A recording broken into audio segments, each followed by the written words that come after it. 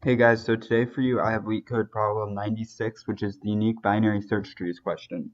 So in this question, you're given n, and you're supposed to find how many structurally unique binary search trees there are that store the values 1 to n. So they give you an example with n equals 3, and they show you that there's a total of 5. So I'm going to show you how you solve this problem. So, and it's just worth noting that they say structurally unique binary search tree. That's kind of important. But so say you have n equals 5.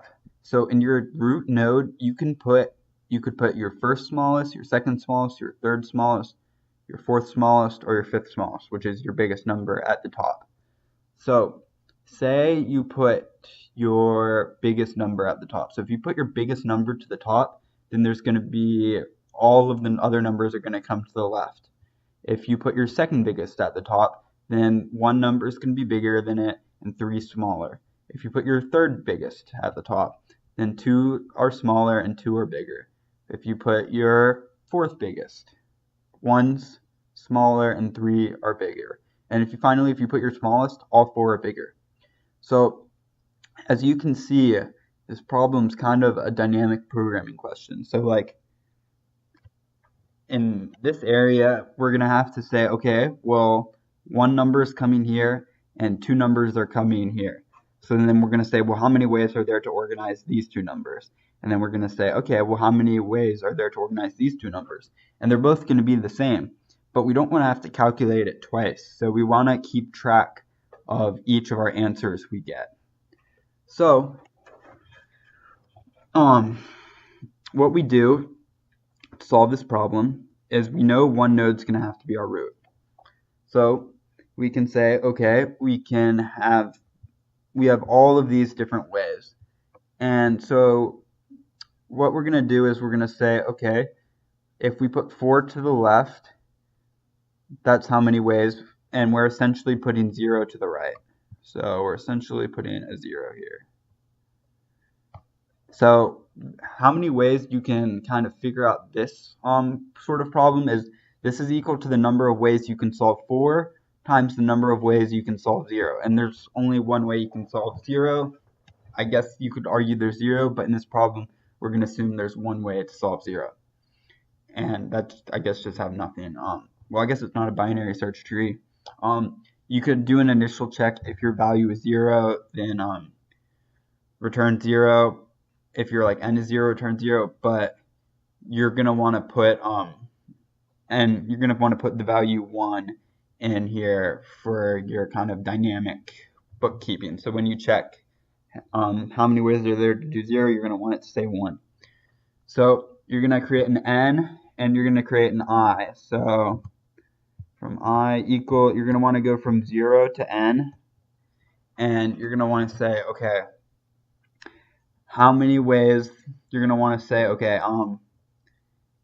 you're going to want to create a value called total, and you're going to say total equals 0, and then you're going to say total equals whatever total was before plus function of I plus function of n minus 1 minus I. So you do like function I is 0, and n minus 1 is 4, minus I stays 4. So you're going to say, okay, and that value, function of 0 times function of 4, will tell you how many ways there are for this situation. And then you're going to want to do how many, then I will become 1. So you're going to want to say, for this situation, it's function of 1 plus function of n minus 1 minus I. So function of 1 times function n minus 1 is 4, minus I is 3. Function of 1 times function of 3. Function of 2 times function of 2, function of 1 times function of 3, and function of 0 times function of 4. So if you do that, you will end up getting the right answer. You just need to make sure that you keep track of each thing dynamically. So you don't have to calculate the same solution, or else it'll grow logarithmically instead of instead of n squared. So here's my solution. As you can see, I do an initial check. If n is 0, return 0. I create a new map. I could have used a hash map, but I just used an array. Doesn't really matter.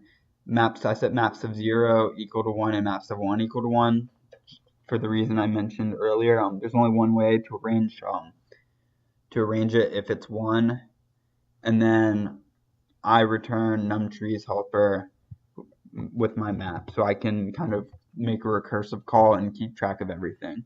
So what I do here is I check if my map sub, the number I'm looking for, is not equal to 0, and if it's not equal to 0, that means I've already seen it before, and I'll just return the value that I previously found. If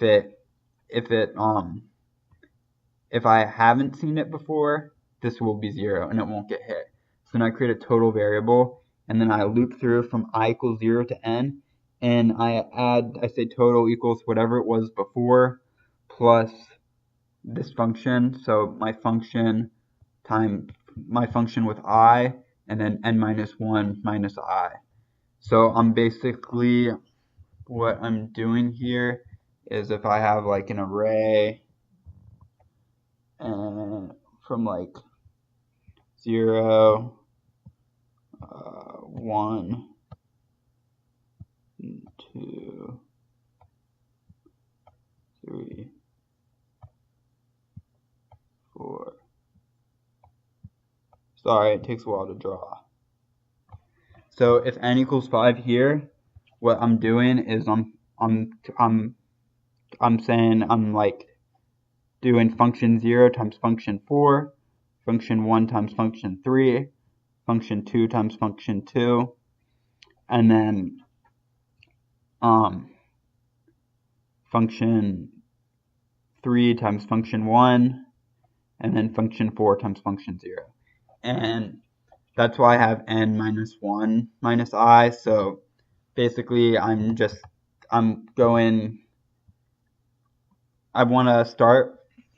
to use n I equals 0 times 4, and then 1 times 3. So they're both only changing by 1, but I use n minus 1 just so I start at the 4 and not the 5. If I just said n minus I my first time, I would be multiplying the 5. So I'll show you how my solution runs.